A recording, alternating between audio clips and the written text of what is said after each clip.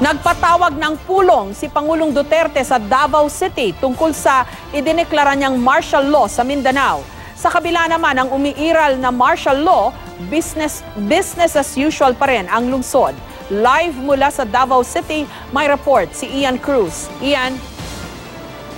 Ma'am Jess, mag-aalas 6 nga ngayong gabi nang dumating dito sa Presidential Guest House sa Panakan dito sa Davao City itong si Pangulong Duterte, kasabay niya itong si Special Assistant to the President, si Secretary Bongo. At Ma'am Jess, pinangunahan nga ng Pangulo yung cabinet meeting sa loob nitong tinatawag na Panakanyang. At kabilang sa mga nakita nating dumalo doon base sa larawang ibinigay nitong si Secretary Bongo ay si Secretary Delfin Lorenzana, sina Secretary Aguirre at iba pang mga miyembro ng gabinete. Naroon din itong si PNP Chief Ronald Bato de la Rosa, gayon din itong tagapagpatupad ng martial law na si General Anyo ng AFP. Samantala Ma'am Jess, kahit nga umiiral ang batas militar ay tuloy-tuloy ang pang-araw-araw na buhay ng mga taga rito sa Davao City. Narito ang aking report.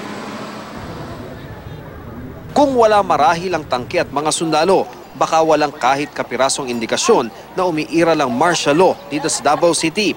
Patuloy ang araw-araw na pamumuhay ng mga residente sa Davao City Transport Terminal na may biyahe sa iba't ibang destinasyon sa buong Mindanao.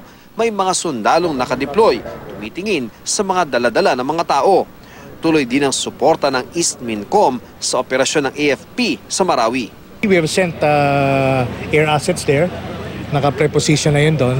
And yung ibang Special Operations Forces nandun na rin sa vicinity ng Marawi. We have on standby 1 battalion coming from 10th Infantry Division and 1 company coming from the 4th Infantry Division. Hindi pa tiyak sa ngayon ang epekto ng martial law sa turismo ng bayan ng Pangulo. Pero ang mga negosyante, I did not see any opposition to it because these were only permissive, not mandatory. sabi ni Davao City Mayor Sara Duterte, hindi sapilitan ang hindi paglabas ng bahay ng mga tao, lalo na kung gabi. There is no curfew in Davao City. Anybody can go out. It's just that we ask everybody to exercise prudence in their daily activities. Unfortunately, meron talagang businesses na ma-affect nito.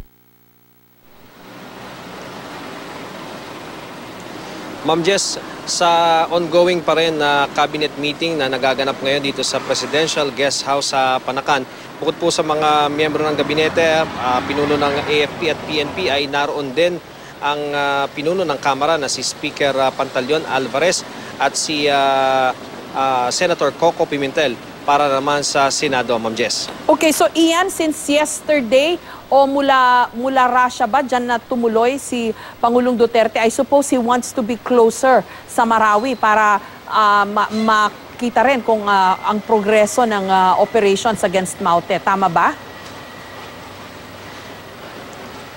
Ma'am Jess, ang nangyari mula sa Russia, dumiretso muna sa Maynila ang Pangulo. Yes. Marami rin siya mga kinausap doon. Pero kinagabihan, mag-aalas 10, Ma'am Jess, na-kumpirma rin natin na dumating na dito ang Pangulo sa Davao City. At yun nga, ang nakuha nating mga impormasyon mula sa iba't iba nating mga source na magpapatawag siya ng cabinet meeting para nga mapag-usapan nila yung pagpapatupad ng martial law dito sa buong Mindanao. At sabi nga nitong si Mayor Sara Duterte na anak ng Pangulo ay hindi pa niya nakakausap ito ng personal kaugnay dun sa ipatutupad na martial law. Pero kung yun daw mga ilalabas na guidelines mismo ng Office of the President at ng AFP ay susundin nila sapagkat Ma'am Jess, nauna nang naglabas ng mga guidelines ang Davao City, pero pag may nailabas na raw ang OP at ang AFP ay mas ito na ang bagong susundin dito sa Davao City at syempre sa buong Mindanao, Ma'am Jess.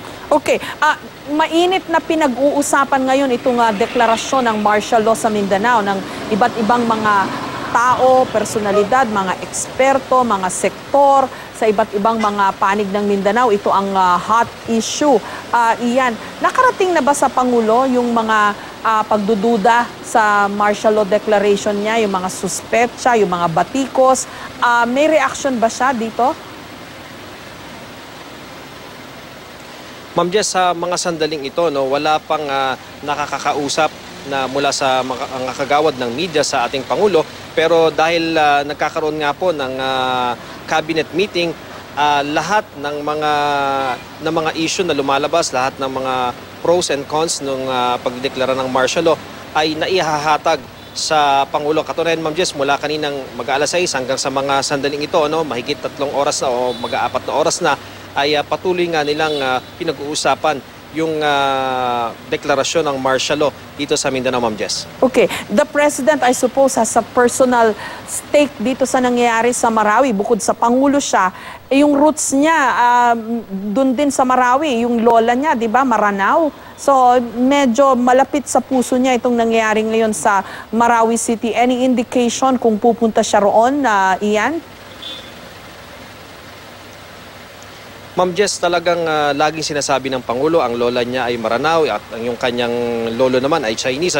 Talagang sinasabi rin niya na isa siyang Moro at alam natin na talagang ang indikasyon na talagang napakalapit sa kanya ng Mindanao at ng mga taga rito ay yung nasa ibang bansa siya, kakausapin niya sana, o pumunta siya doon sa Russia para kausapin ng isa sa makapangyarihang leader sa mundo, pero napilitang bumalik ang Pangulo.